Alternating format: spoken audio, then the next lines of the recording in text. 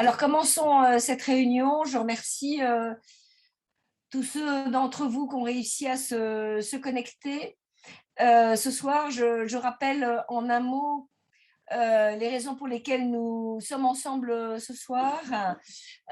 Comme vous le savez, on a depuis le 8 mars dernier des contacts amicaux que nous voulons aussi étroits que possible avec nos collègues qui sont en Ukraine, Angelina Zabitivska et Anastasia Shevchenko, qui essayent de se connecter avec nous aujourd'hui, et Piotr Ripson, qui est notre homologue, mon homologue de président de ICOM Pologne et qui agit comme un relais et un intermédiaire extrêmement précieux pour nos actions en faveur de nos amis d'Ukraine.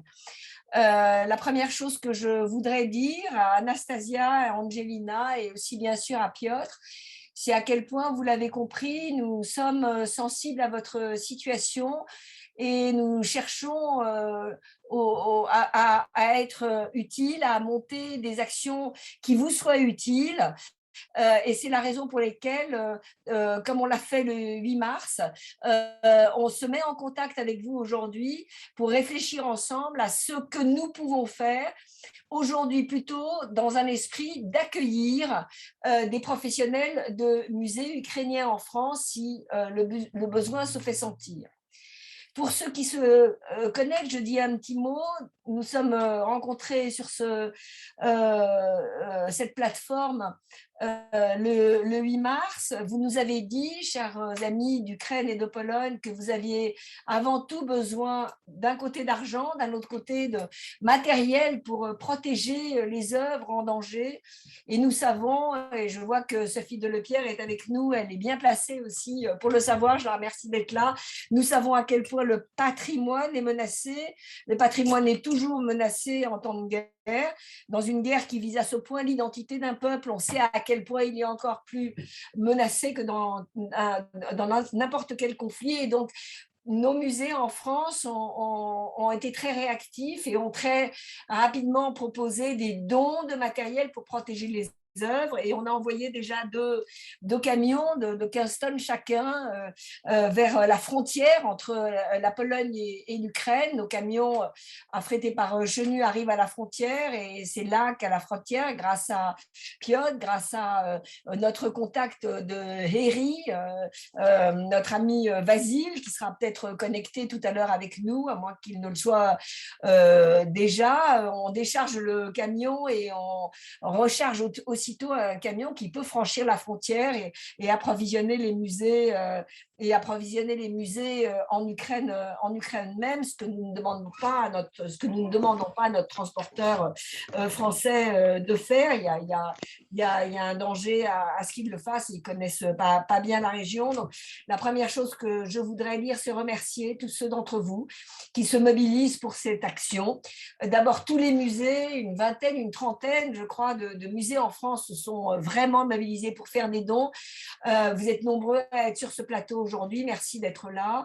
Le transporteur également doit être remercié, et tous les amis qui sont intervenus à ICOM France, à ICOM International, et je salue aussi l'action de notre collègue d'ICOM Europe, Louis Raposo, qui a monté une réunion entre tous les ICOM d'Europe pour que nous essayions ensemble de cartographier et de voir plus clair dans ce conflit. Et je salue naturellement, même s'ils ne sont pas encore avec nous ce soir, ou moi je ne crois pas, évidemment, Bouclier Bleu France, que beaucoup d'entre vous connaissent bien, et sans qui le relais vers un certain nombre de musées et l'identification des besoins n'aurait pas été aussi efficace. Merci au nouveau bureau, à l'ancien bureau, mais également au nouveau bureau de Bouclier Bleu, et en particulier à Laure Rameau, qui a fait une information formidable, et Marie Courcelot, la présidente.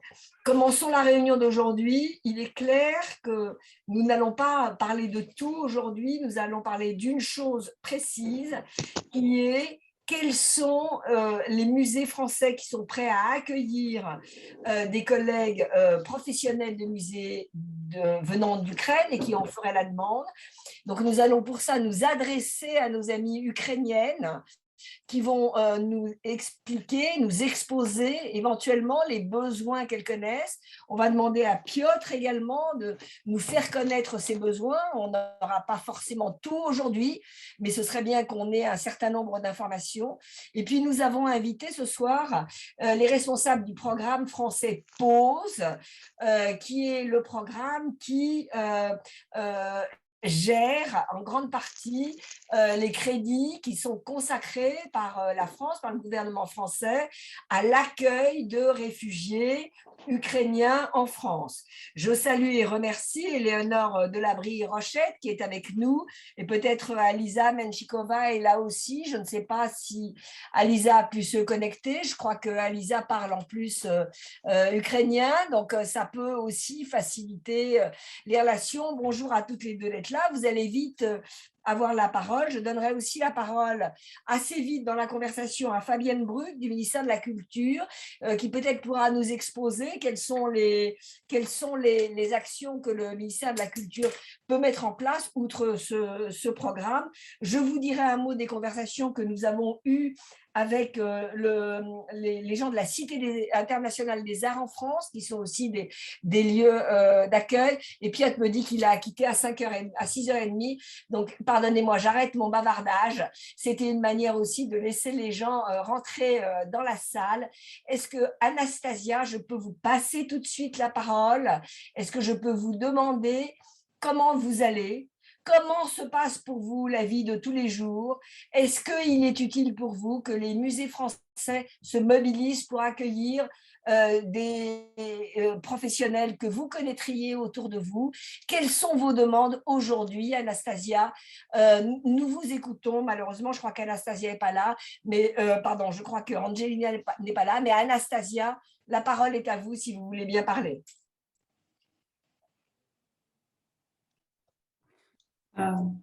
Hello, thank you so much. Bonjour. Merci beaucoup de m'avoir donné cette possibilité de parler de nos besoins. Merci beaucoup pour votre soutien. Ce soutien nous touche beaucoup. Merci.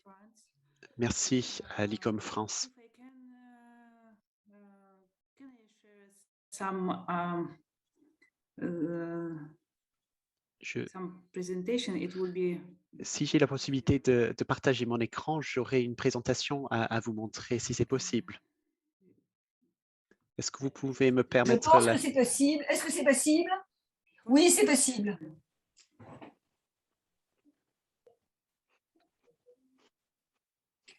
Allez-y, allez-y, Anastasia, c'est possible. Yeah. Yes.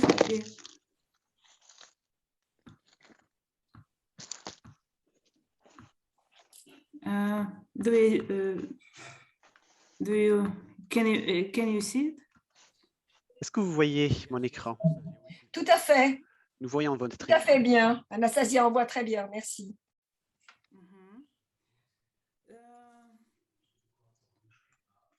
Okay.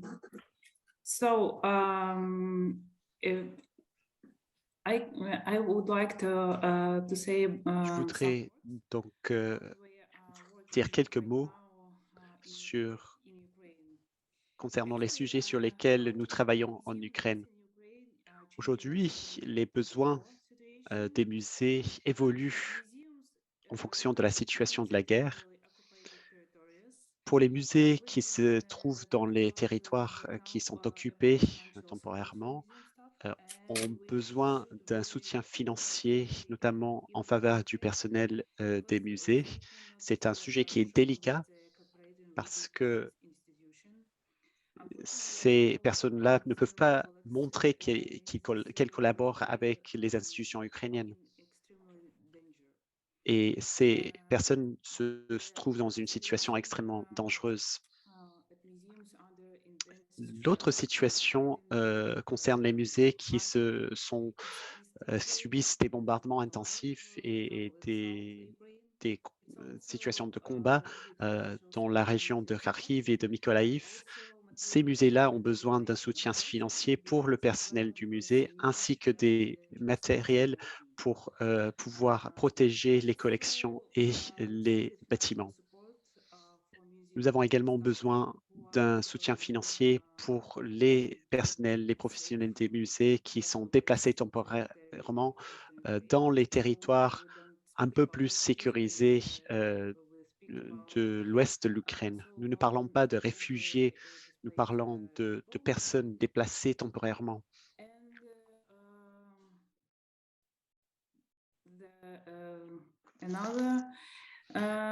Il y a une troisième situation qui concerne les territoires qui ont été libérés. Ces régions subissent les combats entre les forces ukrainiennes et russes et ils subissent également des bombardements. On parle ici des régions du nord, les régions autour de Kiev, de Cherniv et de Sumy. Il y a pas mal de dommages dans la région de Cherniv en particulier. Pour ces musées-là, nous avons besoin de matériel pour protéger les collections et, et du matériel pour la restauration des bâtiments. Nous avons besoin également de spécialistes de la restauration pour travailler à la fois avec les bâtiments et ceux qui sont spécialisés dans la restauration des collections. Nous avons besoin vraiment de ces spécialistes parce qu'il y a un grand nombre d'objets pour lesquels nous n'avons pas les spécialistes nécessaires. À l'avenir, beaucoup de programmes seront nécessaires. Nous aurons besoin de formation en ce qui concerne la restauration, notamment comment prendre en charge des objets qui ont subi des dégâts pendant les transports ou à cause de longs séjours dans les réserves. À l'avenir, je vois qu'il y aura un problème important et nous aurons besoin de l'assistance de spécialistes pour gérer cette situation. Je tiens également à vous informer d'un travail que nous mettons en place dans quelques jours. Nous cherchons à mettre en place une plateforme pour la coopération et l'assistance mutuelle. Cette plateforme, en tout cas l'objectif de cette plateforme sera de mettre en correspondance les besoins et les propositions permettant de répondre à ces besoins dans le cadre des musées.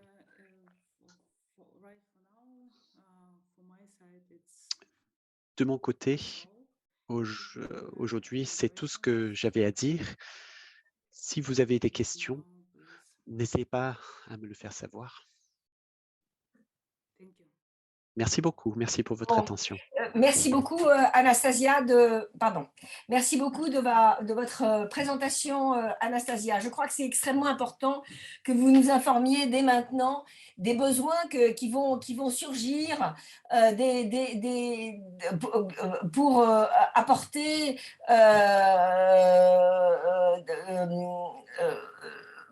pour préserver les collections, pour les restaurer ou pour vous former lorsque la situation permettra de le faire. À la date d'aujourd'hui, une des questions que l'on voulait vous poser, mais on va la poser à Piotr Ripson peut-être et à Angelina si elle arrive à se connecter avec nous, c'est est-ce que, à votre connaissance, Anastasia, il y a sur la plateforme que vous tenez, que vous êtes en train de mettre en place, un espace pour que des professionnels de musées ukrainiens qui voudraient être accueillis et se réfugier en France et trouver du travail en France et venir éventuellement se former en France ou venir éventuellement travailler avec des musées. Est-ce que, à votre connaissance, il y a un réseau qui est en train de se former qui permet d'identifier des professionnels qui souhaitent venir trouver refuge dans les musées français, puisque une des raisons de notre réunion ce soir, c'est pas la seule, mais c'est une des raisons, c'est s'organiser pour faciliter l'accueil de réfugiés ukrainiens en France. Je vous pose la question et je la pose aussi à Piotr et peut-être on la reposera tout à l'heure à Angelina si elle arrive à se connecter avec nous. So if I understood correctly,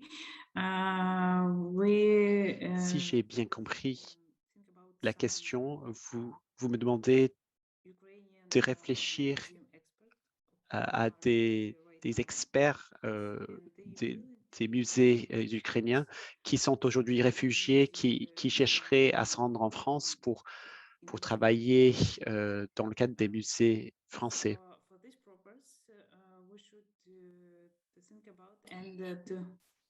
Oui, Am I correct? Oui, c'est bien cela. C'est bien cela. La réunion d'aujourd'hui, elle vise évidemment à vous écouter, à entendre tous vos besoins. Je trouve important que vous les ayez réexprimés. Je vois que notre collègue de Bouclier Bleu France vient de rentrer dans la réunion. Peut-être je vous demanderai dans 5 minutes de repasser sur l'écran la liste des besoins que vous avez. Et là, le but de notre rencontre aujourd'hui, c'est que les musées français vous exposent et que vous entriez en dialogue avec eux pour éventuellement permettre à des professionnels d'Ukraine, à des Ukrainiens, de venir travailler dans des musées français pendant cette période. Si vous n'avez pas de demande à cet égard, aujourd'hui, ça n'est pas évidemment un problème, chère Anastasia. Nous allons passer la parole très vite aux responsables des programmes pour qu'ils vous expliquent ce qu'on peut faire pour vous, et les musées également vous diront ce qu'ils peuvent faire pour vous. Est-ce que vous voulez reprendre la parole maintenant ou est-ce que vous préférez qu'on avance dans la réunion?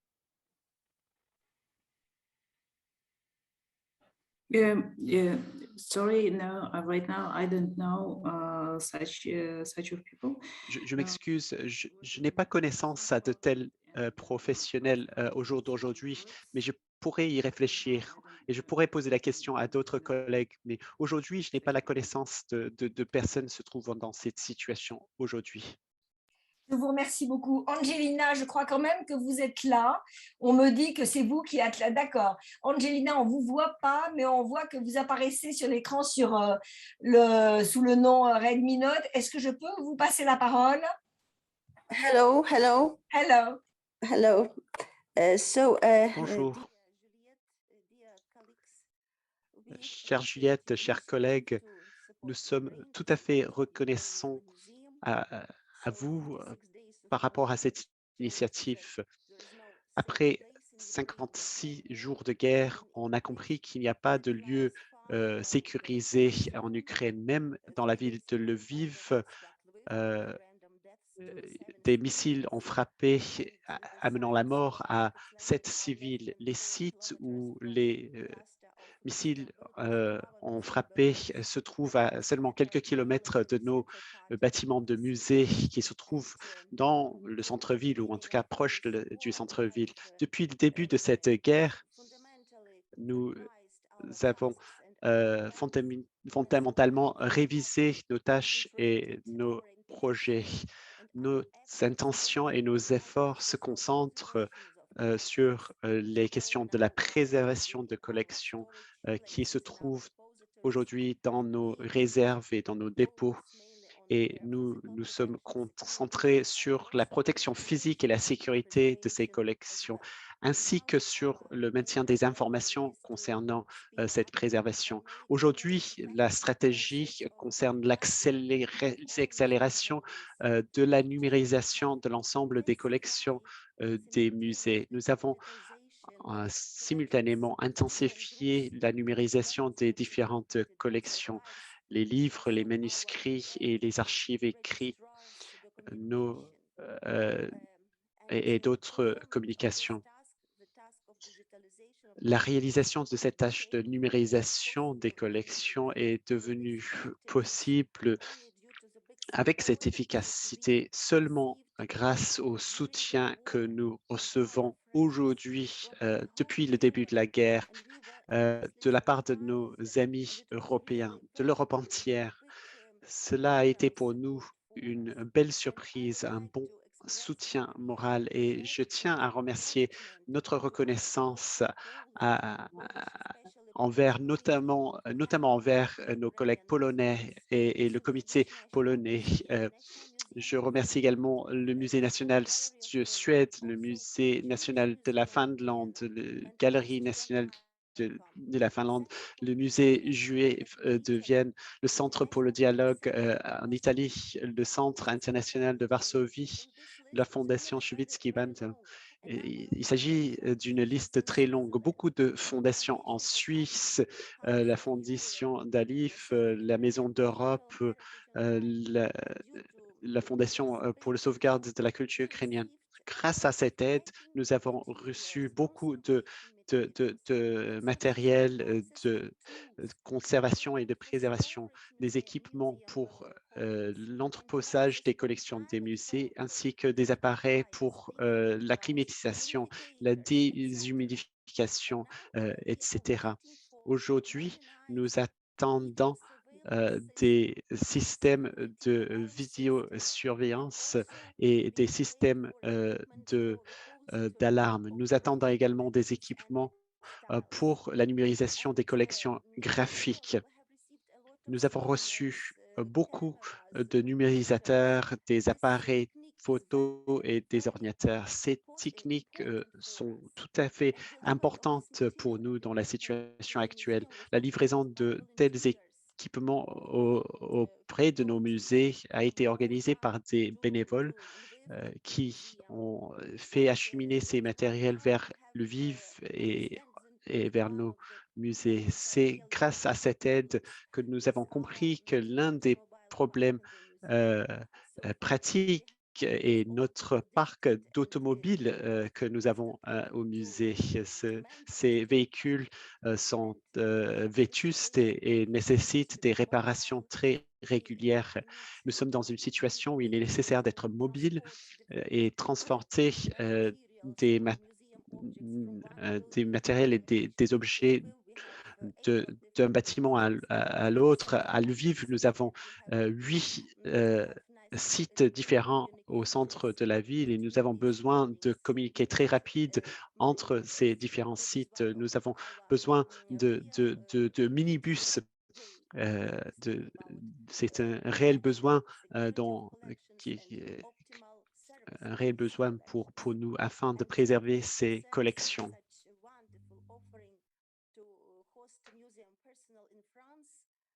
Pour ce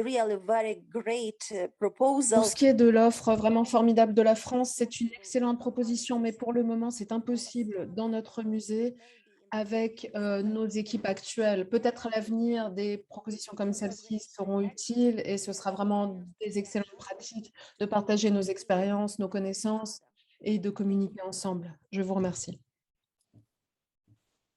Merci beaucoup, Angelina, de ce témoignage. Vous avez complété vraiment d'une manière très utile la liste finalement de ce dont vous avez besoin aujourd'hui, qui évolue au cours du temps, qui se précise. Je crois qu'on le comprend bien. Donc, on entend dans vos deux messages déjà à la fois besoin de formation et de spécialisation pour la restauration, et puis des besoins beaucoup plus précis que vous indiquez de matériel de surveillance, de matériel de numérisation. Vous êtes, on le sent bien, dans la sauvegarde du patrimoine. C'est votre souci majeur. Je voudrais m'adresser maintenant à Piotr, parce que Piotr, vous l'avez compris aussi, un des objectifs qu'on vise dans cette réunion aujourd'hui, c'est de voir si, au-delà de tous ces besoins matériels que vous nous exposez et que, évidemment, on prend en considération, et je pense que tous les professionnels qui sont connectés aujourd'hui l'entendent et nous reprendre en contact avec eux pour essayer de coller au mieux à vos besoins dans les temps qui viennent. Piotr, vous-même qui vous occupez très concrètement d'accueillir des réfugiés qui viennent d'Ukraine, est-ce que vous savez, vous connaissez, vous avez des contacts avec des professionnels de musées qui souhaiteraient être accueillis dans des musées en France et c'est à cela peut-être que nous pouvons essayer de sur cela que nous pouvons essayer de nous concentrer pendant quelques minutes si vous le voulez bien. Piotr, je vous passe la parole. Okay, thank you. I'll try to be brief. Merci, je vais essayer d'être bref. Je suis Piotr Rybson, je suis le président de ICOM Pologne. Et donc, j'essaye d'organiser un programme d'aide depuis le mois de février cette année. À la fin du mois de février, quand la Russie a déclaré la guerre à l'Ukraine. Le but de notre action, c'était de se concentrer en particulier sur les personnes déplacées, les professionnels des musées qui se sont retrouvés déplacés en Pologne. Je pense que nous avons 2,5 millions de réfugiés actuellement qui viennent d'Ukraine dans notre pays. Donc évidemment, il y a parmi ces gens des professionnels des musées, des archéologues. La plupart sont des femmes qui sont avec des enfants, puisque la plupart des hommes sont restés au pays pour défendre leur ville et pour défendre leur patrie. Donc, le groupe cible, ce sont vraiment les professionnels des musées qui sont réfugiés en Pologne. Très souvent, ils ont quitté le pays, ils ont été pressés avec juste quelques bagages, avec leurs enfants. Donc, ils sont à l'abri de la guerre, mais ils sont dans une situation très difficile. Donc, nous avons décidé d'organiser des financements, lever des fonds et en même temps de fournir un petit bureau que nous avons été en mesure de mettre en place avec l'aide du secrétariat ICOM à Paris. Sophie est ici dans la réunion. Merci encore une fois, Sophie, pour votre aide qui nous a aidé à mettre en place ce bureau où on parle ukrainien et polonais. Le plus difficile au départ, et c'est ce dont parlait Juliette, ça a été d'identifier les gens. Parce que c'est pas comme s'il y avait des gens qui se mettaient à faire la queue devant votre bureau, devant chez ICOM pour dire bonjour, est-ce que vous pouvez nous aider?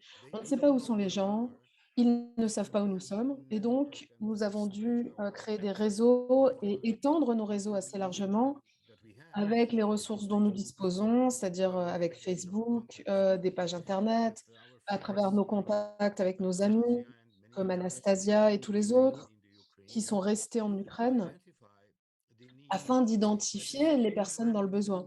Et en même temps, nous n'avions pas beaucoup d'argent, et en fait, nous n'avions presque rien, donc nous avons commencé à lever des fonds. Et nous avons eu pas mal de succès grâce à la communauté des musées, à l'étranger tout particulièrement. Vous savez, la Pologne propose beaucoup de genres d'aides différents, donc nous n'étions pas là à faire passer un chapeau à la maison, mais plutôt nous demandions à nos collègues dans d'autres pays, plus loin de la frontière, du front de la guerre, pour nous aider avec tout ça. Et nous avons eu du succès, nous avons organisé tout un processus qui a consisté à définir le programme, à mettre en place des contacts en Ukraine, en Pologne, sur le terrain. Nous avons créé un comité qui est à la fois polonais et ukrainien. Anastasia fait partie du comité. Et c'est ce comité qui distribue les subventions. C'est des subventions qui sont à la hauteur d'environ 850 € par mois, pendant 3 mois, par personne. Donc, nous voulons garantir à la personne qui reçoit cette aide un soutien relatif pour la période qui vient. Le comité s'est réuni pour la première fois cette semaine ou la semaine dernière, je ne sais plus. En tout cas, nous avons identifié 4 personnes pour recevoir cette aide. Et maintenant, il y a eu le bouche à oreille, donc nous recevons de plus en plus de questions et de demandes d'aide. Je pense que nous serons prêts à répondre à vos questions, Juliette, sur la manière dont les musées français peuvent nous aider. J'imagine environ dans une semaine ou deux, quand nous aurons rencontré plus de gens pas seulement des gens qui nous approchent euh, parce qu'ils ont, parce qu'ils ont, euh, parce qu'ils demandent une aide financière, mais aussi des gens qui connaissent mieux ce qui va se passer à l'avenir. Parce que pour l'instant, la période est encore très chaotique. Si vous regardez les informations, vous savez que la partie orientale de l'Ukraine, certaines villes comme Mariupol et d'autres villes sont plus ou moins détruites complètement et rasées. Donc, ces gens ne vont pas pouvoir revenir chez eux. Il y a des constructions temporaires qui sont mises en place dans des villes comme Lviv pour accueillir certaines personnes qui ont fui l'est du pays. Mais évidemment, les besoins sont énormes. Donc, je pense que dans quelques semaines, il y aura un certain nombre de gens qui seront au courant de ce qui va se passer. Par exemple, c'est très difficile pour eux de revenir chez eux puisqu'il n'y a plus rien là-bas. Vers quoi revenir? Il n'y a plus d'appartement, il n'y a plus de maison, il n'y a plus rien là-bas. Si ces gens n'ont pas de la famille dans une autre ville, ça va être difficile pour eux. Et ensuite, je pense que ce sera le moment de réfléchir à partir vivre dans un autre pays, au moins pour une période temporaire. Mais je pense qu'il est un peu trop tôt actuellement pour vraiment s'attendre à ce que ces réfugiés sachent ce qui les attend. La guerre est encore en train d'évoluer. Comme vous le savez, Poutine est en train de mener une guerre totale. Donc, il détruit des villes entières. Il ne s'agit pas de gagner la guerre, mais de détruire le pays.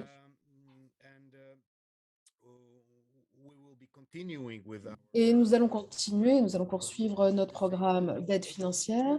Et en même temps, toute l'aide matérielle, elle est canalisée à travers nos partenaires, l'Institut national du patrimoine, euh, avec nos partenaires en France et dans les autres pays, qui collaborent à l'organisation des transports. Mais surtout, nous essayons d'identifier les besoins, en particulier les villes, pas seulement à Lviv, à Kiev, dans les grandes villes, mais aussi dans les provinces. Comme disait notre collègue tout à l'heure, il peut y avoir des difficultés de transport ou n'importe quelle des difficultés avec n'importe quel genre de ressources qui peuvent aider à protéger le patrimoine, protéger les icônes dans les églises orthodoxes et ainsi de suite. Donc, c'est bien de pouvoir collaborer aussi avec eux et je pense que je pourrais donner plus d'informations sur le meilleur moyen de communiquer avec ces gens. Juliette et ICOM France s'y prennent très bien pour s'assurer que les bons matériels arrivent à la bonne adresse.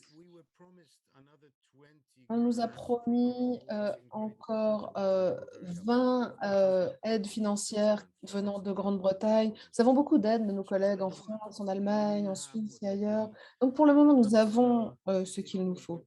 Mais ça n'est pas une histoire qui va être brève, c'est quelque chose qui va continuer pendant longtemps, malheureusement. Donc nous devons nous préparer à apporter de l'aide sur une longue période de temps. Merci beaucoup. Merci, Piotr. On a bien compris, on a bien entendu votre message. On travaille sur de la longue durée. Vous comprenez que là, nous sommes ensemble pour essayer de construire des choses pour un temps dont on a tous bien conscience que ça peut et ça malheureusement peut durer. Et je crois que c'est important que vous entendiez Piotr, cher Piotr, Anastasia, Angelina, les possibilités que nous pouvons vous offrir ici. Vous avez déjà reçu du matériel, on va continuer à écouter vos besoins en matière de matériel. Piotr, vous le dites et d'autres le disent, il y a des dons en argent qui arrivent par différentes associations. Nous, on est là peut-être pour vous dire aussi comment on peut faciliter l'accueil de professionnels qui voudraient venir, même si en ce moment, vous nous expliquez que c'est peut-être un peu prématuré et un peu tôt de poser cette question. Je crois quand même que c'est très important que vous entendiez ce qu'on peut faire. Et je voudrais passer la parole à Éléonore de l'Abbey Rochette. Éléonore qui est correspondante du programme Pause en France. Pause est un des programmes qui facilite l'accueil d'artistes qui demandent refuge en France, et les professionnels de musée peuvent être considérés comme éligibles aux aides que vous apportez. Et je crois que c'est très important, mes chers collègues d'Ukraine et de Pologne, que vous entendiez ce qu'on peut faire.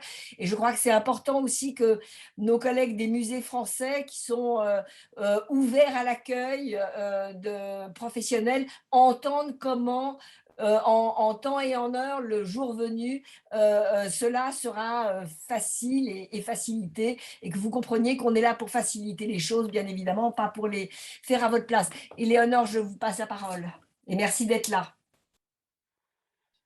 Je vous en prie. Hello everyone. Hello Piotr, Anastasia, Angelina and everyone else. Peut-être je continue en français parce que j'ai pas un super anglais. Donc moi je représente le programme Pause pour le Collège de France, qui est un programme qui aide les scientifiques et artistes en danger dans leur pays. Et donc actuellement on a mis en place un fonds spécial en lien avec les... Pardon, je reprends. Actuellement, donc, on a mis en place un fonds pour venir en aide aux artistes et professionnels de la culture impactés par la guerre en Ukraine. Et donc, notre programme propose 3 mois d'accueil en résidence dans une structure culturelle française aux artistes et professionnels de la culture ukrainienne qui souhaiteraient venir en France. Ce programme comprend un financement à hauteur de 1 900 € par mois qui est reversé aux professionnels de la culture, auxquels s'ajoutent des aides complémentaires pour l'accès au logement et si la personne est accompagnée de sa famille ou de ses enfants. Voilà, on a également un programme de ce côté lié à la guerre en Ukraine pour les scientifiques, où nous avons reçu actuellement plus de 200 demandes.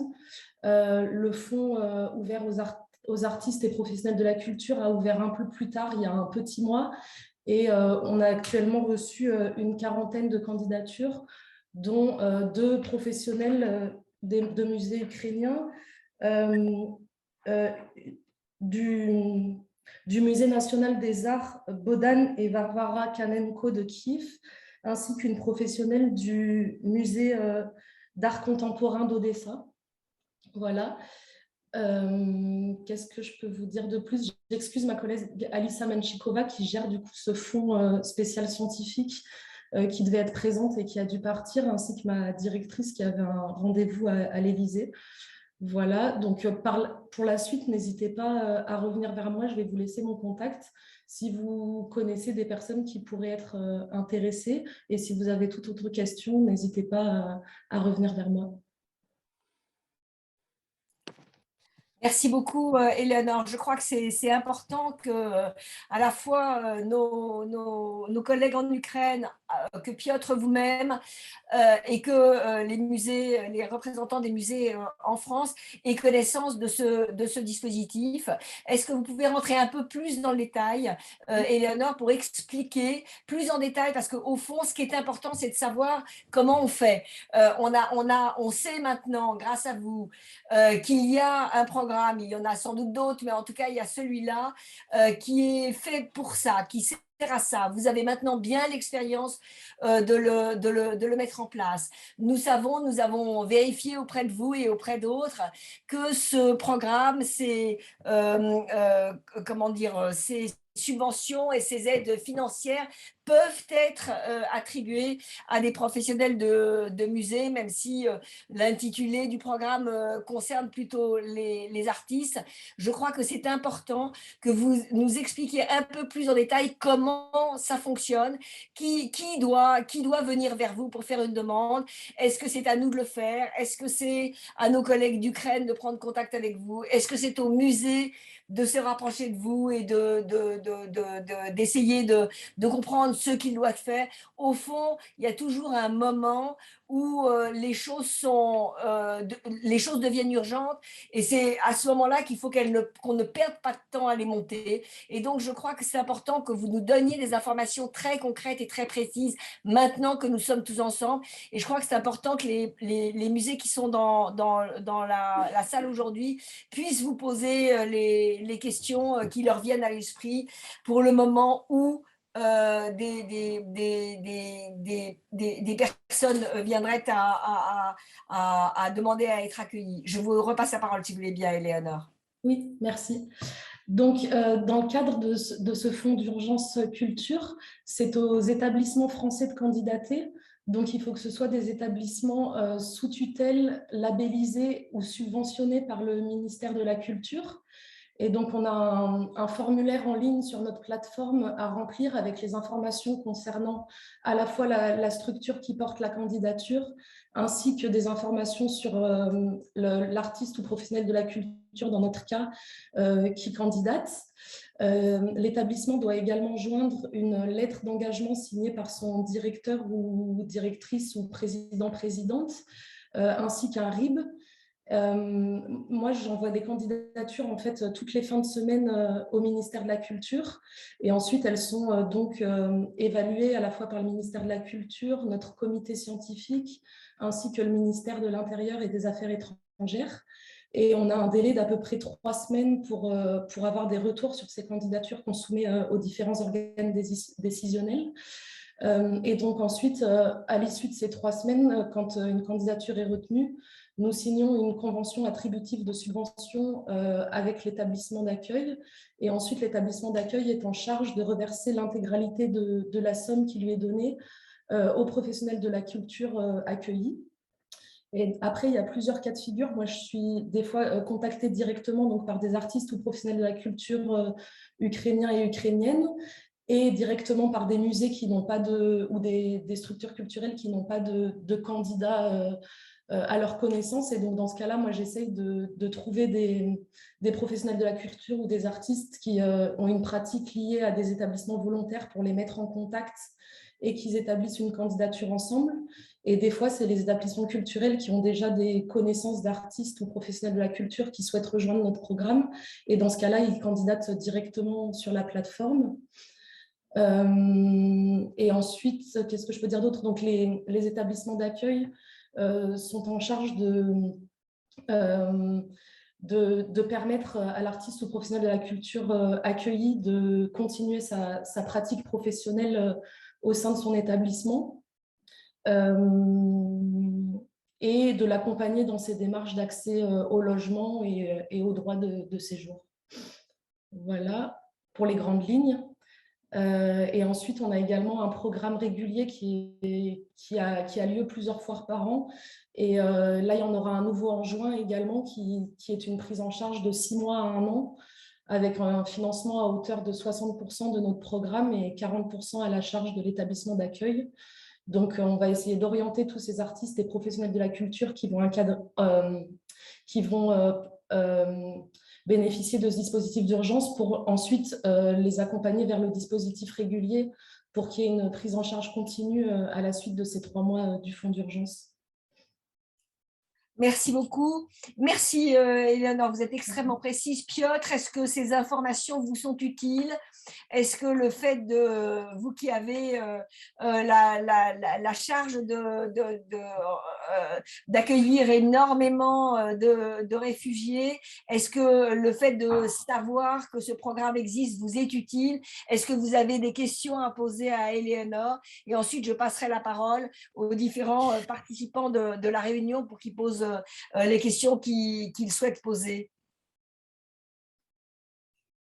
Sure, it's very useful. Thank you very much. I already bookmarked. Merci beaucoup, Éléonore. Il est tout à fait utile d'entendre ces informations. J'ai déjà noté l'adresse de votre page.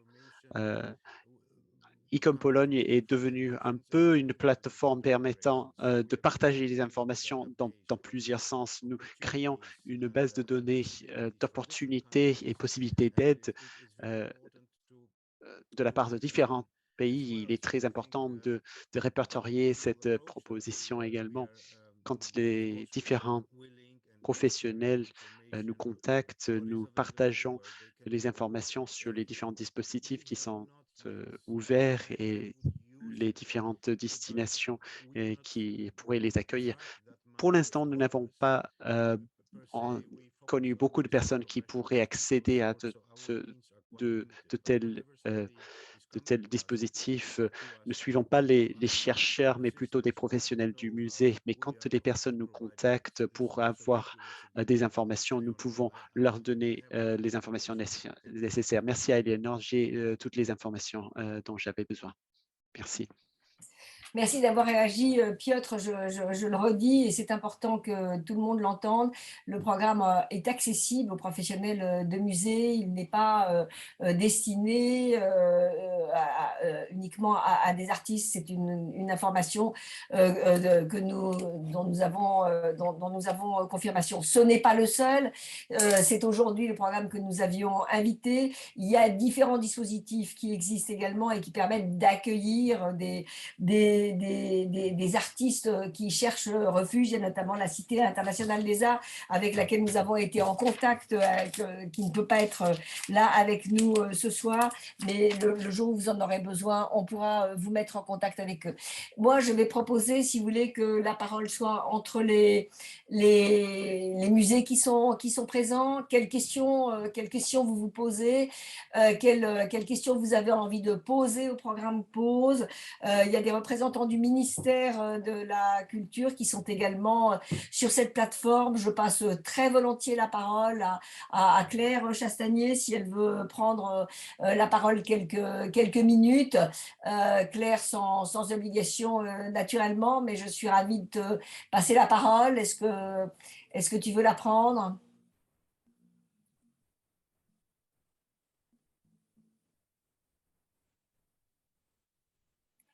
Pas forcément. Donc, la parole est à vous, chers collègues. Vous avez entendu en début de réunion, on pourrait peut-être repasser quelques instants les demandes ou redemander un peu précisément, redemander à Anastasia et à Angelina de nous redire quels sont ce qui est à leur avis aujourd'hui le plus utile comme matériel, puisqu'on est déjà tous ensemble assez bien rodés dans le transport de matériel vers la frontière entre l'Ukraine et la Pologne. On a envoyé 2 camions, vous le savez, on est en mesure d'envoyer un autre camion.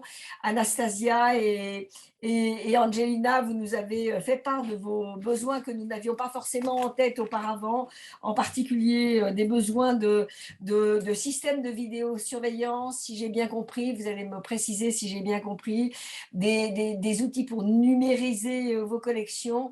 Et dans une période qui est plus de moyen terme, vous demandez qu'on vous aide, mais je ne sais pas exactement comment. Peut-être Anastasia, vous pouvez le préciser, que l'on vous aide à restaurer et que l'on vous aide à former des restaurateurs.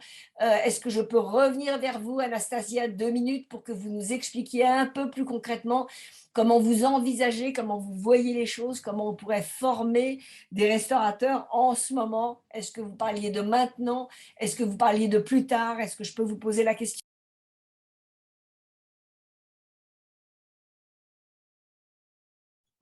Yeah, okay, but someone, I can see that 2 people want to Je ask. vois que 2 personnes lèvent la main, dit Anastasia. Est-ce qu'on leur donne la parole? Oui, d'accord, on va leur donner la parole maintenant et du coup, repenser à la question que j'ai envie de vous poser. Ok. Comment vous voyez concrètement les choses? Charles, je vous passe la parole et je n'en vois qu'une main levée, mais Charles Gentil, Paris Musée, je vous passe la parole. Il y avait Et aussi Émilie Émilie. du Muséum à Marseille. Oui, Charles, je vous passe la parole. Merci Juliette. C'était une petite question technique sur le programme Pause pour Éléonore de la Birochette parce que Paris Musée ne reçoit pas de subvention du ministère de la Culture. Néanmoins, on est quand même un établissement muséal. Est-ce qu'on est éligible malgré tout? Parce que je n'ai pas très bien compris les établissements qui étaient éligibles à l'accueil de professionnels. Je me permets de renvoyer la balle à Fabienne Brut du ministère de la Culture. C'est le ministère de la Culture qui me confirme l'éligibilité ou non de chaque établissement. Merci. D'accord. Oui, je comprends votre question. Il me semble, Éléonore, quand on avait parlé pour préparer cette réunion, je vous avais posé la même question. Est-ce que effectivement les musées qui ne sont pas sous tutelle de la culture peuvent bénéficier du programme Pause? C'est une question qui, je crois, reste à élucider, mais je remercie Charles de l'avoir posée. Évidemment, elle est extrêmement importante. Oui, Émilie. Oui, bonsoir à tous et merci pour ce point d'information qui est très utile, je pense, et qui nous permet de pouvoir un peu échanger à la fois les besoins, les propositions, les offres, j'allais presque dire. Moi, j'avais une question très pratico-pratique, c'est-à-dire que j'ai bien compris que le programme Pause, du coup, travaillait en étroite collaboration avec le ministère. Est-ce qu'il faut et est-ce qu'il y a un moyen, parce que je n'ai pas vu passer l'information, de se manifester auprès du ministère pour, j'allais dire, presque faire acte de candidature et dire telle institution est prête sur tel projet à accueillir un professionnel qu'il souhaiterait, en détaillant un peu d'ailleurs le projet qui pourrait être proposé. Oui, alors là, du coup, ça ne me concerne plus directement parce que effectivement, vous pouvez tout à fait me contacter en me donnant les capacités d'accueil de votre musée. Et du coup, moi, je vois avec les professionnels de la culture ou artistes qui me contactent directement si ça peut être un projet culturel ou artistique intéressant. Par exemple, avec Marie Chénel de DCA, le réseau des centres d'art, on a fait ça. Elle a répertorié tous les centres d'art français qui étaient volontaires avec leurs capacités. Et ensuite, moi, du coup, je les mets en contact avec des artistes pour établir des candidatures. Et je reviens sur la question tout à l'heure de l'éligibilité. Effectivement, je croyais que Fabienne était encore là, c'est pour ça que je voulais lui donner la parole. Mais donc, si parmi vous, il y a des établissements qui ont un doute, n'hésitez pas à m'envoyer un message et ensuite, moi, je transmets à mes interlocutrices du ministère de la Culture pour qu'elles me confirment ou non l'éligibilité de votre structure. Merci. Je crois que cette réponse, Éléonore, qui est très directe et très précise, concerne un peu tout le monde. Je crois que c'est le moment de poser vos questions à la fois à nos collègues d'Ukraine et à la fois Piotr a dû partir. Il nous avait prévenu qu'il devait partir. Vous avez vu que c'est notre interlocuteur, un peu notre go-between sur toutes ces conversations. J'ai passé la parole à Juliette Rollier en Selman et peut-être tout à l'heure je repasserai la parole à Anastasia si elle est prête à répondre à la question, mais ce n'est pas non plus une obligation. Juliette. Bonjour, je suis restauratrice de tableaux et de peinture murale depuis 30 ans en région Bourgogne, Franche-Comté, Alsace, Rhône-Alpes. Et j'aimerais signaler l'existence de l'association Rempart Bourgogne et Rempart Fédération française qui peut agir aussi à l'étranger, qui agit chaque année à l'étranger en formant des restaurateurs et qui travaille avec beaucoup de bénévoles dans différents pays et en France. Donc, moi, j'ai moi-même dirigé 12 chantiers remparts avec des bénévoles et des futurs étudiants en restauration et des restaurateurs. Et donc, je peux me déplacer pour faire des opérations de ce genre en tableau, peinture murale, polychromie sur pierre. Voilà, si ça peut servir. Et j'accueille par ailleurs des réfugiés chez moi aussi. J'ai un petit atelier chez moi. Est-ce qu'il faut le dire en anglais pour que ça soit, où il y a une traduction automatique? Elle n'est pas automatique, mais on a des interprètes. Et je pense que les interprètes vous ont parfaitement interprété. Je crois que on peut leur faire 100% confiance, mais la chose importante, c'est que vous mettiez dans le chat, si vous savez le faire, que vous mettiez vos coordonnées dans la zone qui s'appelle zone discussion. Je ne sais pas si vous avez l'habitude de l'utiliser. Non, pas du tout, c'est la première fois. Pas du tout l'habitude. Donc, allez sur votre écran et allez sur votre ou alors donnez-le nous et je vais le noter. Donnez-moi vos coordonnées. Alors, sur mon adresse mail, JUL. Oui, donnez-moi votre adresse. Pardon, redites. JUL Europe. Pardon, recommencez au début, je n'ai pas écouté. Jules comme Juliette, JUL.Europe, @gmail.com.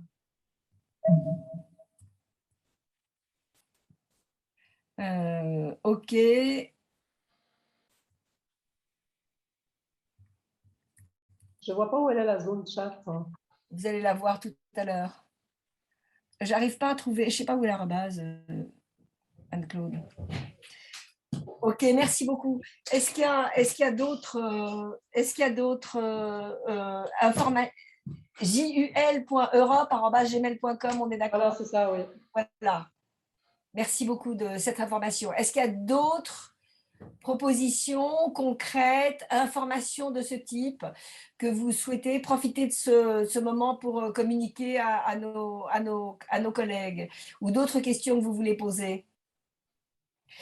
Sinon, je passerai la parole à Anne-Laure Rameau, qui est intervenue dans le chat pour donner quelques indications sur ce que vous pouvez, pour poser des questions sur ce que vous voudriez qu'on vous précise des besoins, n'est-ce pas? Alors, vous avez écrit dans le chat, mais tout le monde ne lit pas le chat, que vous avez de nombreuses questions sur la taille des boîtes, les dimensions, de quoi précisément vous avez besoin. Je vous laisse, Anne-Laure, préciser votre question. Pardon, Anne-Laure Rameau, c'est Bouclier Bleu France. Je devrais présenter à chaque fois les gens. Je vous laisse la parole, Anne-Laure. Il faut juste que je trouve le bon micro. Donc, il faut juste que vous m'indiquiez si vous m'entendez ou pas. On vous entend très bien. Parfait. Déjà, je voudrais vous faire juste un petit point sur les envois. Donc, il y a déjà 2 camions qui sont partis.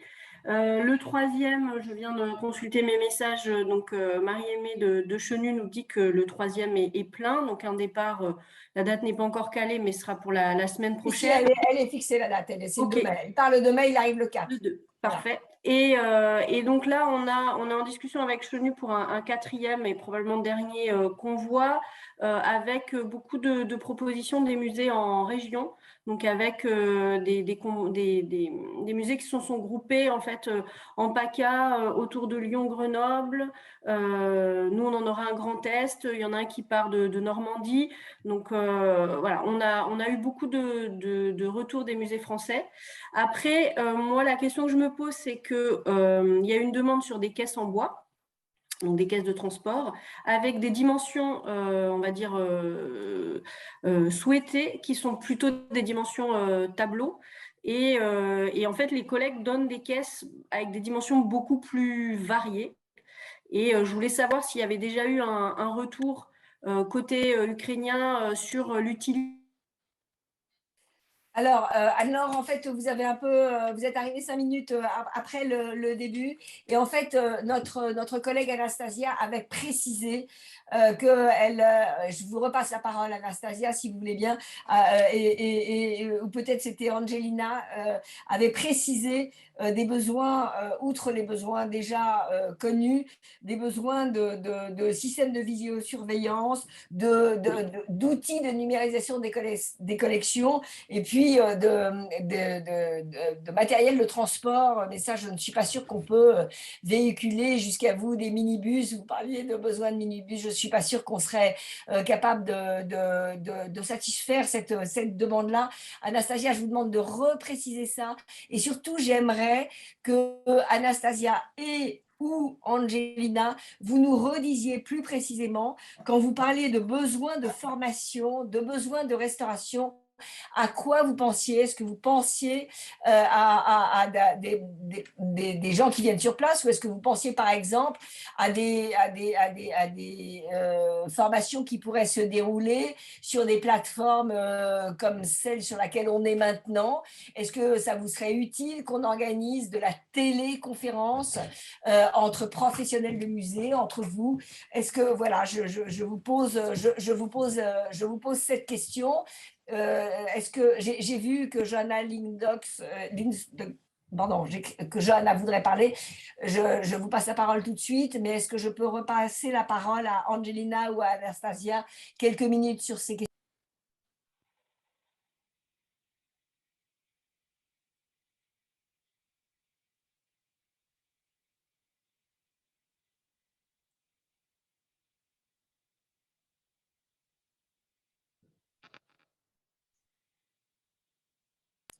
Angelina, est-ce que vous voulez prendre la parole pour être plus... Excuse me, I haven't understood the question.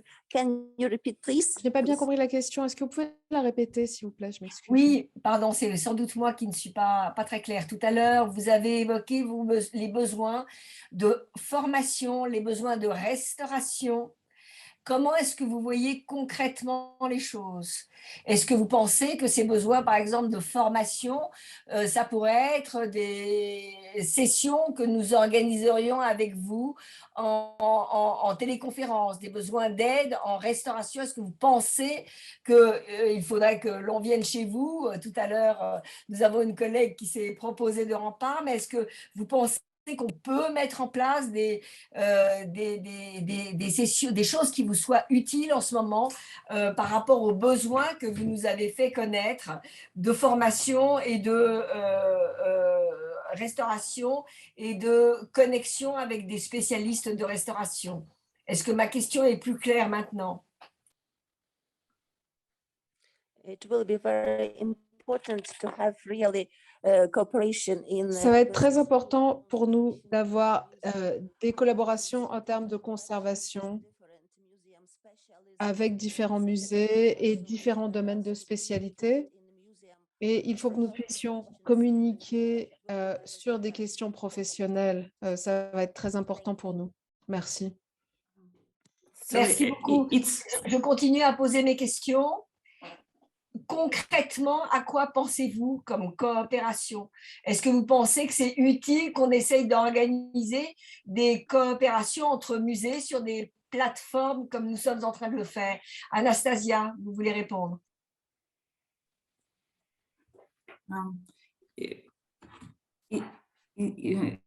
Actually, it's I mentioned about this restoration. En fait, j'ai parlé de restauration. Je pense que ça pourrait être dans les deux domaines. Ce serait très utile de le faire sur Zoom, d'avoir des programmes, par exemple, de formation. Et aussi, ce serait utile si des professionnels pouvaient venir en personne en Ukraine.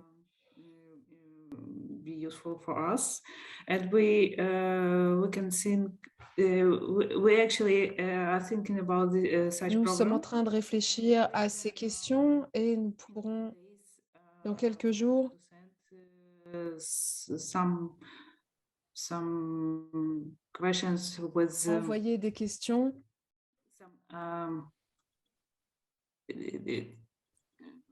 actually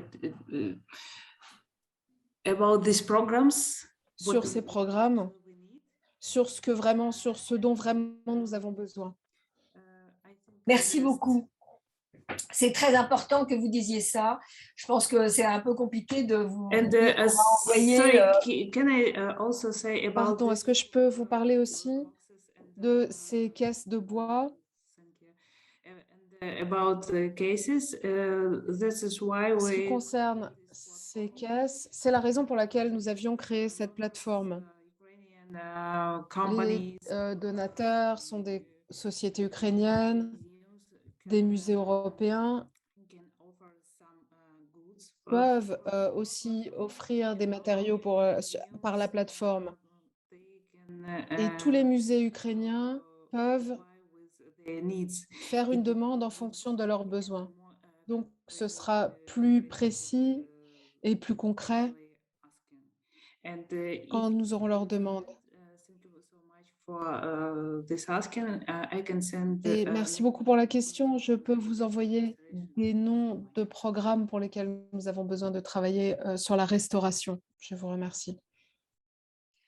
Merci, merci beaucoup, Anastasia. C'est une demande nouvelle. Je ne pense pas qu'on puisse s'engager à envoyer des professionnels pour l'instant, mais en tout cas, cette idée que nous pourrions éventuellement organiser des échanges sur Zoom, sur des sessions de formation ou de l'aide à la restauration, c'est une chose que je pense que nous pourrions éventuellement organiser. Je passe la parole à Johan et ensuite à Pauline. Johan. Bonsoir à toutes et à tous. Donc, Joëlle Linscock, je m'occupe du musée des Beaux-Arts de Nice. Merci beaucoup pour la présentation des différentes options qui existent pour aider nos collègues ukrainiens. Donc, j'ai compris que pour l'instant, il y avait peu de gens qui étaient identifiés, qui s'étaient identifiés. Donc, on va se rapprocher aussi des associations Solidarité Ukraine qui travaillent à Nice. Pour le coup, on accueille beaucoup de réfugiés du fait de la communauté ukrainienne qui était déjà très, très présente avant la guerre. Et on se manifestera donc auprès du programme PAUSE, sans doute. Moi, je voulais rebondir sur ce que disait notre collègue du bouclier bleu par rapport à l'envoi de matériel et éventuellement poser la question de faire revenir les camions chenus pleins et savoir si la question de l'évacuation d'œuvres avait déjà été évoquée dans ces réunions. Malheureusement, c'est la première à laquelle je peux participer, donc je suis désolée de déporter un petit peu le sujet là-dessus.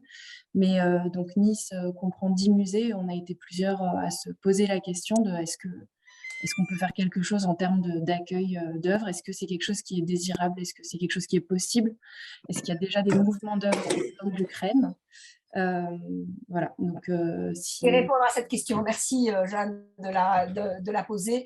Elle nous est venue évidemment très vite à l'esprit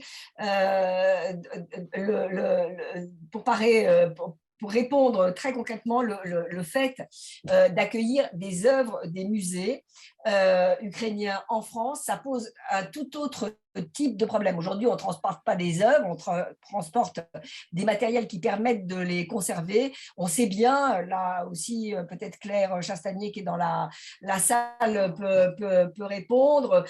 Nous avons déjà eu des échanges avec le ministère de la Culture là-dessus. Les choses évoluent certainement et ont certainement évolué. Ça dépasse largement le cadre de ce que nous sommes en train, nous, d'organiser. Je vois que Sophie Delepierre pigne du bonnet, je veux forcer personne à prendre la parole, mais rapatrier des œuvres, avoir des œuvres des musées qui entrent en France, ça suppose des accords intergouvernementaux et des conventions qui se signent, qui sont certainement des choses qui vont à un moment ou à un autre se discuter, mais qui sortent vraiment du cadre de ce qu'on peut faire entre nous comme ça, sur une plateforme comme celle-là. Ça n'est pas ce que nous proposons de faire. Je me tourne vers Claire et vers Sophie si elles veulent intervenir sur ce point en particulier. La question est bonne, la question est judicieuse, c'est vrai, ils ne repartent pas à vide. Je vous rassure, les camions de Chenu ne repartent pas à vide. Encore une fois, je remercie Chenu parce que sans cette coopération logistique, on n'aurait pas réussi évidemment à mettre les choses en place comme on les a mis en place. Ils transitent par l'Allemagne, il y a des postes de Chenu en Allemagne, donc la question du vide du camion ne se pose pas, mais en revanche, la question de l'accueil d'œuvres, ça relève d'accords intergouvernementaux et on est dans un petit peu un autre cadre. Sophie Delepierre a levé la parole, je passerai la parole à Pauline tout à l'heure pour qu'on ait une réponse déjà à cette première question. Oui, Sophie, si vous le souhaitez. Oui, bonjour Juliette. Je rebaissais la main parce qu'en fait, vous avez très bien répondu. Voilà, donc tout d'abord, merci comme France d'avoir organisé cette réunion. Bonjour Angelina et bonjour Anastasia. Et bonjour à tous les collègues aujourd'hui. Juste pour cette question-là de l'évacuation, évidemment, même au niveau de l'ICOM, dès le 24 et même un peu avant, avec des autres institutions comme l'UNESCO par exemple, ou le Blue Shield, les questions de l'évacuation s'est posée tout de suite. Et dès qu'on a envoyé des camions de matériel, cette question du retour aussi s'est posée. Alors il est évident, comme l'a dit la présidente d'ICOM France, c'est que ça va bien au-delà de ce que peut faire une ONG. Une évacuation de biens culturels en dehors d'un pays est une vraie décision politique, qui est aussi quelque part un vrai signal du danger encouru. Donc, cette question-là, il est clair et net que pour l'instant, le ministère, c'est aux mains du ministère ukrainien et que ça restera toujours la décision du ministère de l'Ukraine et que le cas échéant, dans le futur, passera par des accords bilatéraux. Ça, c'est tout à fait certain. Par contre, il est vrai que que peut-on faire, nous, en tant que professionnels des musées ou en tant qu'ICOM ou en tant que membre de la communauté muséale? C'est un peu ce que vous avez fait d'instinct, c'est de se dire, tiens, nous, on a la possibilité de stockage dans des conditions, 2 mètres carrés, et puis de bonnes conditions de stockage. Ça veut dire que et c'est intéressant de le savoir, et donc, à un moment donné, si on arrive à cette étape malheureuse de devoir évacuer, eh bien, ce sera très intéressant d'avoir cette information très vite, parce qu'il s'agira d'identifier très vite les pays qui devront... oui, voilà, c'est tout à fait ça, Anastasia. C'est vraiment la responsabilité du ministère de la Culture ukrainien et seulement lui. Et nous, ce qu'on peut faire à ce stade-là, c'est de se préparer le jour, si jamais il décide de prendre cette dernière solution ultime, c'est que nous, à ce moment-là, on soit alors préparés avec nos propres gouvernements à l'accueillir dans des bonnes conditions. On n'en est pas là, clairement, pour l'instant, et c'est très clair de la part des Ukrainiens depuis le début, ce n'est pas la question pour le moment. La question, c'est la protection sur place des collections, cacher les collections, les protéger, et comme le fait très bien ICOM Pologne, que peut-on faire avec les professionnels qui sont partis, déjà qui sont hors des frontières, principalement femmes et enfants. Voilà, ces questions-là qui sont... je comprends votre question, très bien, et elle est tout à fait légitime, on se l'est posée, mais vraiment, et ça, au niveau des comités nationaux de l'ICOM, tout le monde a joué le jeu pour le moment, c'est vraiment de se dire, écoutons nos collègues ukrainiens, qu'ont-ils besoin? Et c'est à ce moment-là que nous, on met en place la réponse la meilleure possible. Mais c'est très bien aussi d'avoir vu plus vaste.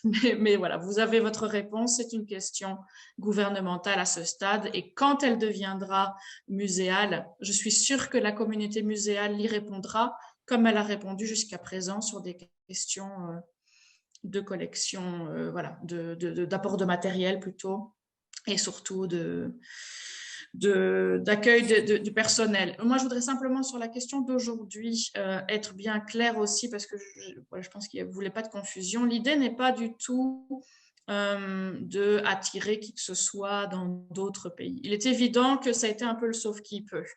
Au niveau des professionnels des musées, principalement donc femmes avec enfants. Ça, au niveau de l'ICOM, on l'a bien entendu. Il est évident que le premier pays concerné a été comme Pologne, et c'est pour ça que ça a été mis tellement vite en place, ce système d'être focus sur le professionnel des musées, parce qu'eux savaient que leurs moyens, c'était ceux-là où ils étaient les meilleurs, et ils ont eu bien raison. Ce n'est pas les seuls. Donc, nous, on va avoir des contacts, par exemple, avec ICOM République tchèque, ICOM Lettonie, d'autres pays qui seront forcément les premiers concernés. Mais l'intérêt de la question, ce n'est pas tant de dire « qui peut-on accueillir, qui peut-on faire venir ?»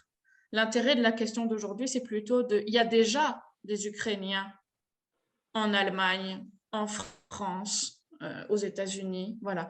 Et ces gens-là, c'est intéressant que l'ICOM puisse apporter sa force de réseau et de dire « vous avez dû partir, vous êtes localisé là pour le moment, et bien on va essayer de matcher, si vous le souhaitez, de matcher votre présence avec le comité national qui est le vôtre pour le moment, qui pourrait éventuellement vous aider. » Donc, ce n'est pas une question de dire on va envoyer des gens. Non, les gens, ce n'est pas des objets. Donc, la question, c'est vraiment cette difficulté que même nous, on a au niveau international, c'est de se dire on a des musées prêts à accueillir des gens, des professionnels collègues, et on sait qu'il y a des gens qui sont partis précipitamment dans un pays. Et l'idée de l'ICOM maintenant, c'est de venir matcher la possibilité avec le besoin. Et c'est en ça que je pense qu'effectivement, la réunion d'aujourd'hui est très intéressante. Merci beaucoup donc, Juliette, pour aujourd'hui. Merci beaucoup, Sophie. Vous avez tous compris que Sophie est responsable à l'ICOM international, l'organisation internationale, nous sommes le comité national français. Je remercie beaucoup Sophie de ces précisions.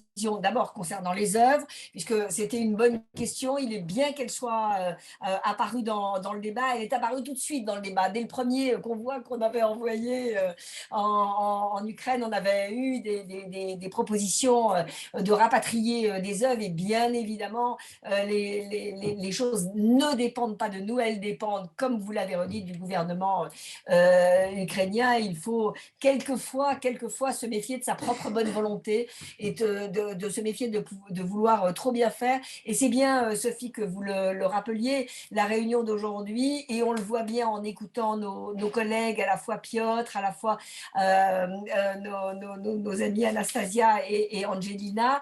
La question, c'est pas de forcer, de dire venez donc chez nous. La question n'est pas de tenter de faire le bonheur des gens malgré eux, mais elle est effectivement que les dispositifs soient prêts, que chacun d'entre vous soit informé des dispositifs existants pour soutenir un éventuel accueil, que nos collègues en Ukraine sachent qu'on est disponible pour organiser et pour aider à organiser un accueil dans les meilleures conditions possibles de professionnels qui viendraient trouver du travail, qui donc serait dans une situation qui serait une situation plus favorable. J'ai entendu aussi aujourd'hui quelque chose qui est extrêmement important et intéressant, je ne sais pas ce que vous en pensez les uns et les autres, c'est ce besoin de formation et peut-être cette possibilité de se rapprocher pour organiser un dialogue à distance sur des questions de restauration qui seraient particulières à des musées. Ça, on peut être aussi vos interlocuteurs, vos interfaces. On ne fait rien nous-mêmes, vous l'avez compris. Nous ne sommes que des interfaces, on essaye d'être des interfaces efficaces. Pauline, je vous passe la parole. Pardonnez-moi, je vous ai fait attendre avant de vous la passer. Et il nous reste un quart d'heure de réunion, pas davantage, parce que j'ai promis aux interprètes qu'on n'irait pas au-delà de 19 heures. Donc, levez la main si vous voulez poser des questions. Pauline, à vous. Bonjour, merci beaucoup. Est-ce que vous m'entendez bien? Je suis en voiture, alors très bien. J'espère qu'on m'entend. Oui, super. Comme ma collègue restauratrice, je suis aussi indépendante comme tous les restaurateurs en France et j'accueille aussi des réfugiés ukrainiens. Je me suis rendu compte que surtout, il fallait changer de métier. Quand on arrive dans un pays comme ça. Et moi, j'aurais voulu proposer, donc j'ai un petit logement à côté de mon atelier où je peux accueillir quelqu'un qui est très rudimentaire, mais j'aurais voulu proposer des formations pour les gens qui ont des besoins ensuite. Répétez ce que vous venez de dire parce que vous avez inopportunément coupé votre micro, je pense au moment le plus important de votre propos. Donc... Pardon, j'aurais voulu proposer des formations comme des stages à des gens qui arrivent ici et qui doivent aussi changer de métier. Et avec les besoins qu'il y aura après, quand tout le monde retournera en Ukraine, je me disais qu'il y aurait probablement des besoins en restauration. Et alors moi, je suis aussi en province, comme ma collègue qui a parlé. Je pense qu'on est tous éparpillés, enfin, on est très nombreux en province et à Paris. Et on pourrait peut-être marcher en réseau pour accueillir préférentiellement des gens qui font partie de notre domaine artistique, restaurateur ou proche des restaurateurs. Moi, j'accueille les réfugiés que j'accueille, certaines sont peintres et du coup, m'ont dit, moi, j'aimerais bien pouvoir apprendre certains gestes pour pouvoir après être efficace à mon retour en Ukraine. Mais voilà, sans que je sois un organisme de formation non plus. Je me demandais si l'ICOM pouvait identifier peut-être comme une carte de France où tous les restaurateurs qui peuvent accueillir un jour par semaine ou comme des stages un peu plus poussés à la formation des gens qui en manifestaient le besoin. Merci de votre intervention, Pauline. Je passerai la parole dans 2 minutes à Rina pour qu'elle précise sa question parce que je ne suis pas sûre de la comprendre. On va pas faire, je ne crois pas qu'on va arriver à faire une carte, mais en revanche, toutes vos propositions et tout ce que vous nous dites, on l'engrange et on le sait. Donc, je crois que ça, c'est un élément qui est important. Je repose la question parce que j'ai cru comprendre. Donc, j'essaye de reformuler les choses différemment. Que la demande qui nous était faite plutôt par Anastasia et par Angelina, c'était que nous aidions soit en venant sur place, ce qui me semble un engagement difficile à prendre en ce moment, mais peut-être en organisant des sessions de formation à distance. Vous avez bien compris, Pauline, que à la d'aujourd'hui, nos collègues d'Ukraine nous disent il y a énormément de gens qui sont réfugiés en Pologne, mais on ne sait pas aujourd'hui vous dire qui pourrait rejoindre tel musée ou tel atelier. On va peut-être le savoir dans le temps, mais pas aujourd'hui. Ça prendra plus de temps que ce qu'on a pu croire.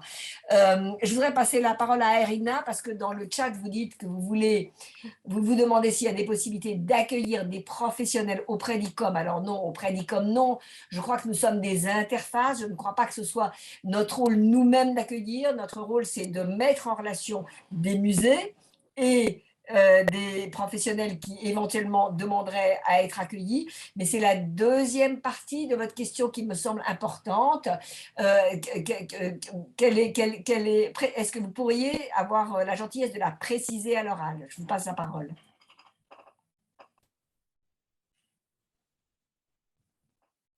On nous perdu Arina.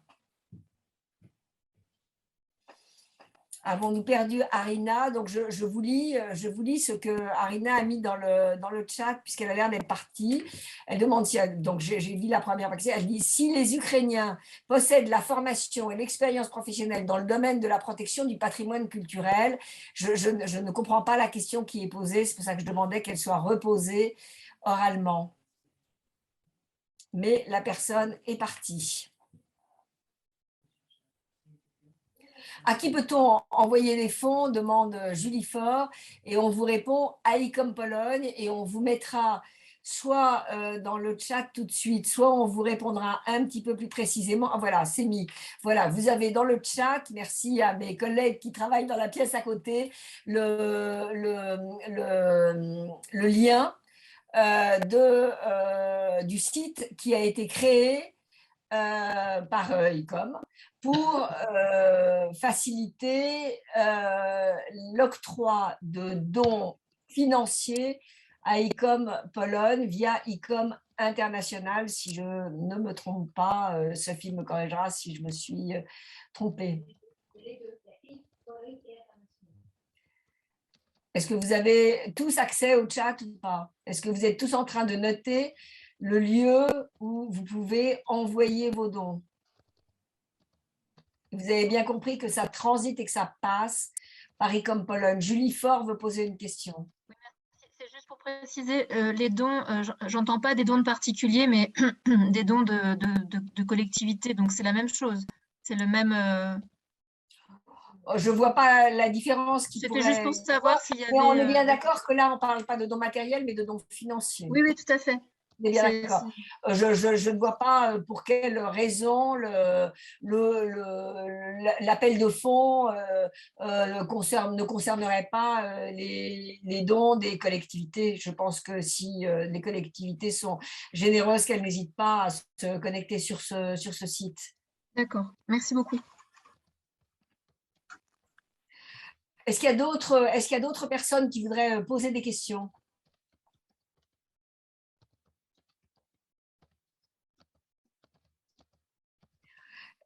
Ou sans vouloir poser des questions, d'autres personnes qui souhaiteraient intervenir, tout simplement apporter des précisions, offrir leurs services.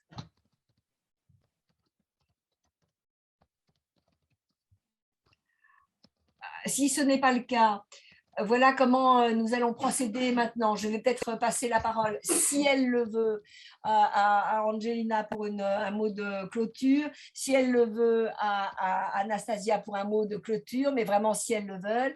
Sinon, ce que nous allons faire maintenant, c'est conserver les informations que vous avez données dans le chat.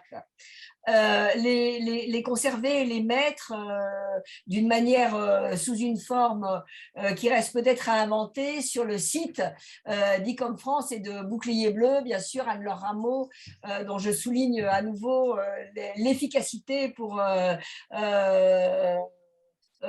recenser vraiment très précisément toutes les offres et toutes les demandes. C'est remarquable, hein, Anne-Laure, le travail que vous faites. Donc, on va recenser tout ça, le mettre sur notre site, le mettre sur des tableaux et le rendre accessible sur le site d'ICOM France si ça vous convient que ce soit sur notre site et sur le site, bien sûr, de Bouclier-les-Bieux. Et on communique également, quand les informations ne sont pas confidentielles, sur les réseaux sociaux. Et Anne-Laure s'en charge très bien. Anne-Laure, vous voulez D'ailleurs, je vais juste préciser pour ceux qui n'auraient pas lu dans le chat, puisque plusieurs ont parlé de se signaler si ils pouvaient recueillir des collections ou accueillir des professionnels. Pour le moment, les actions ne sont pas réalisées, mais dans le tableau de recensement ICOM, on recense vraiment toutes les propositions. Donc, si certains restaurateurs, certains l'ont déjà fait, peuvent écrire d'ores et déjà en donnant les indications que vous avez pu donner là à l'oral en disant j'ai un atelier, je peux accueillir 2 personnes, etc. Il n'y aura pas forcément un retour d'ICOM.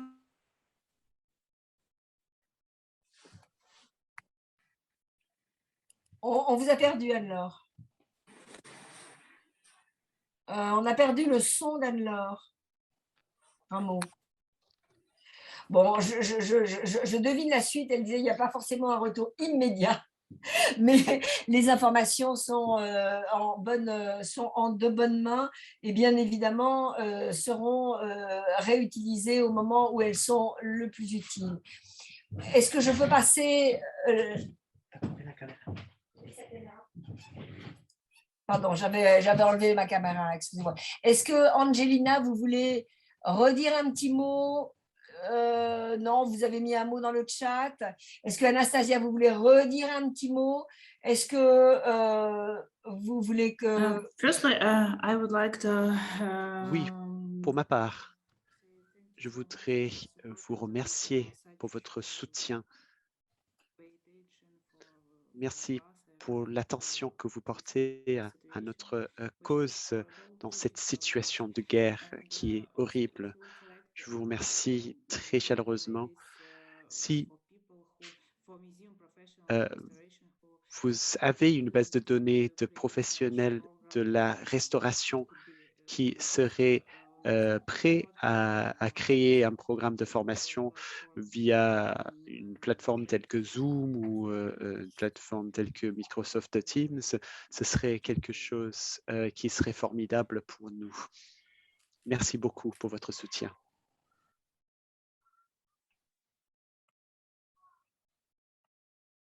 Pardon. Je dis c'est très important et c'est bien noté ce que vous venez de nous dire. Je crois qu'il sera important à un moment que vous précisiez vous-même de votre côté de quel type de restauration vous avez besoin, de quels objets il est question, mais nous avancerons ensemble. Nous sommes en contact plusieurs fois par semaine. Avec vous, avec Piotr, et donc nous allons préciser bien sûr ces demandes et nous tourner vers les restaurateurs qui se sont exprimés aujourd'hui, vers les organismes, vers les musées, vers les organismes de formation que nous avons en France et qui vont, j'en suis sûre, répondre à votre demande. Claire Léger demande s'il y a des besoins en conservation préventive. Oui, bonjour, Claire Léger du conseil départemental de la Haute-Garonne. Depuis le début de la réunion, j'entends bien qu'on parle de restauration et donc on s'adresse plutôt à des restaurateurs. Mais est-ce qu'ils ont des besoins réels en conservation préventive d'urgence dans la mise en place de chaînes de conditionnement ou de conservation d'urgence pour mettre à l'abri le mobilier? Et là, je pense notamment aux formations du bouclier bleu qu'on pourrait réadapter très facilement, alors en France sur les plans de sauvegarde et sur les chaînes de process des plans de sauvegarde, mais qu'on pourrait totalement adapter à des besoins concrets immédiats de mise en sécurité d'œuvre en attendant d'être restaurés. Parce que je ne pense pas qu'ils pourront tout restaurer. Et donc là, l'idée serait plutôt de pouvoir à minima stabiliser des objets ou des arts graphiques ou des archives ou ce genre de choses dans une attente de restauration qui peut parfois venir dans un temps plus long, en fait. Voilà, merci beaucoup. Merci beaucoup, Claire. Je pense que votre langage est compris et entendu. Est-ce qu'il y a encore des demandes de prise de parole? Est-ce que certains d'entre vous voudraient ajouter un mot? Donc, la suite, c'est pour nous de mettre un peu au clair avec Bouclier Bleu, avec ICOM international, de mettre un petit peu ces éléments que nous venons de voir au clair et de vous réinformer, d'informer la communauté professionnelle des musées des nouveaux besoins qui se sont très clairement exprimés ce soir, je trouve, dans cette réunion, des matériels spécifiques de vidéosurveillance, mais aussi des besoins d'aide à la restauration. C'est un message que nous avons entendu et nous allons maintenant travailler à essayer de vous y aider. Est-ce qu'on en reste là? Est-ce que je peux me faire juste le porte-parole de tous mes collègues, Anastasia et Angelina, pour vous dire à quel point nous sommes de tout cœur avec vous. Et nous sommes vraiment à vos côtés par le cœur et par l'esprit en permanence. Vous savez que vous pouvez compter sur nous. Merci à tous nos collègues qui se sont connectés.